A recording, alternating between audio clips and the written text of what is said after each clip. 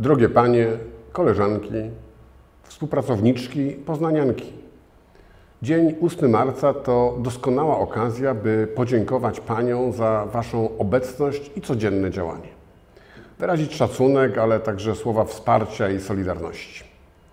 Wizja najlepszego miasta do życia w Polsce, do której codziennie przybliża się Poznań, nie jest możliwa do osiągnięcia bez inwestycji, także tych społecznych. Nasz społeczny kapitał, wzorem zachodnioeuropejskich metropolii, pragniemy budować poprzez zwrócenie się ku potrzebom mieszkańców i mieszkanek. Poznań, najlepsze miasto do życia w Polsce, musi się troszczyć o rodzinną codzienność i tym samym prawa oraz komfort życia kobiet, na których w największym stopniu spoczywa zadanie opieki nad najmłodszymi poznaniakami. Realizacja lokalnego wsparcia dla kobiet i rodzin nie jest dzisiaj zadaniem łatwym. Polski rząd obrał wręcz odwrotny kierunek, dlatego to samorząd musi stanąć na wysokości zadania. Aktywność samorządu widoczna jest na przykład przy realizacji miejskiego programu refundacji zapłodnienia in vitro, który funkcjonuje bardzo dobrze i będzie w Poznaniu utrzymany do momentu, aż tego zadania znów nie będzie wykonywała administracja rządowa. Staramy się robić wiele, by pomóc w aktywności zawodowej mamom i tatom.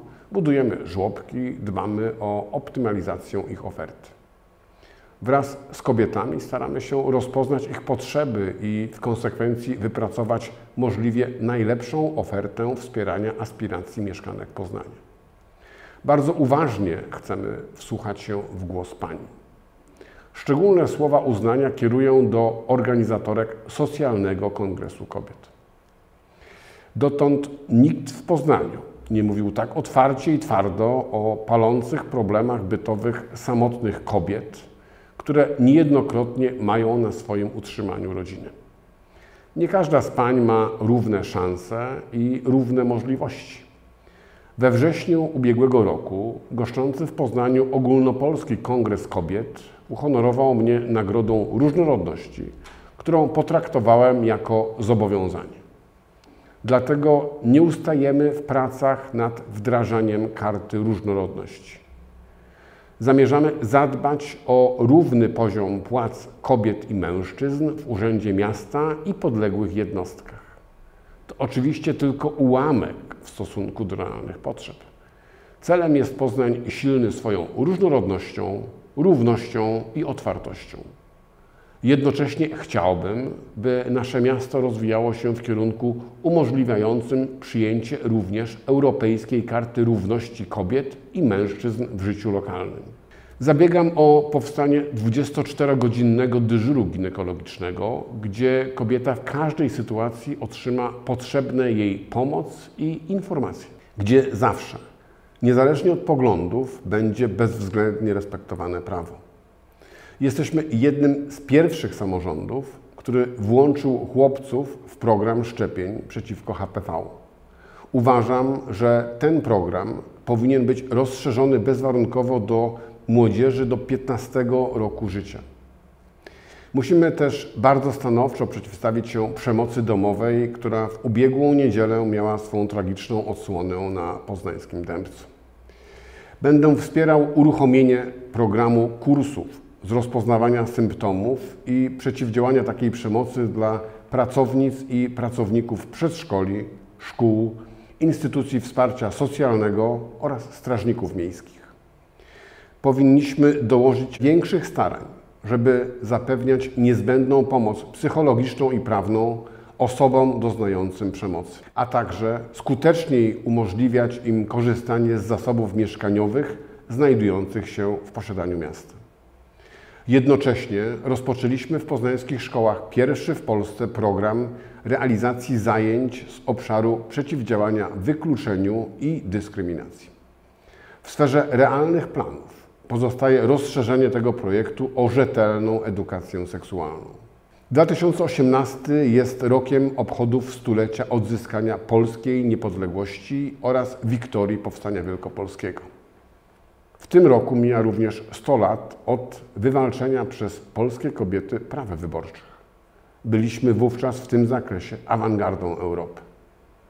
Dlatego uruchomiliśmy platformę internetową One Poznań, czy jak kto woli One Poznań, która ma na celu informować i promować wydarzenia z inicjatywy związane z obchodami tej ważnej rocznicy.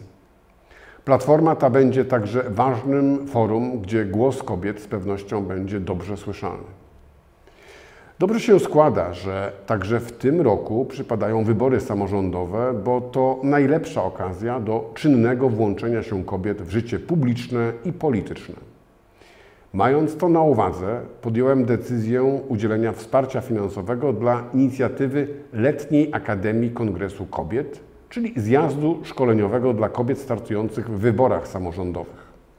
Serdecznie zachęcam do udziału. Potrzebujemy pań w samorządzie. Ogólnopolski Kongres Kobiet, który odbył się w Poznaniu, stanowił oczywiście wspaniałą okazję do rozpoznania potrzeb i wymiany poglądów. Ale zaowocował również wspólnym projektem z Fundacją Veolia pod nazwą Kobieta z Energią.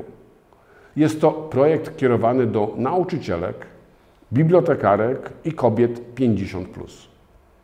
Podczas Ogólnopolskiego Kongresu Kobiet kilkakrotnie słyszałem, że Poznań jest kobietą.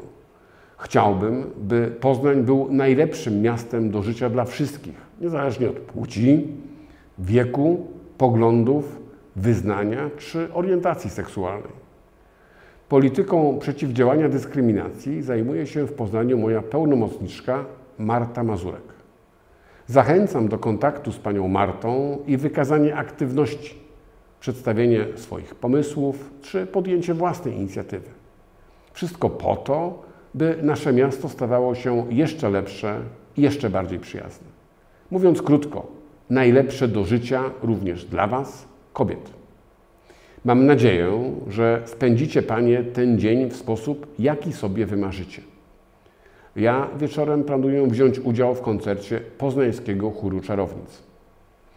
Życzę paniom spełnienia marzeń, pomyślnej realizacji planów, wielu sukcesów, szczęścia, które przecież każda z Was może w wolnym mieście Poznaniu definiować na swój własny sposób.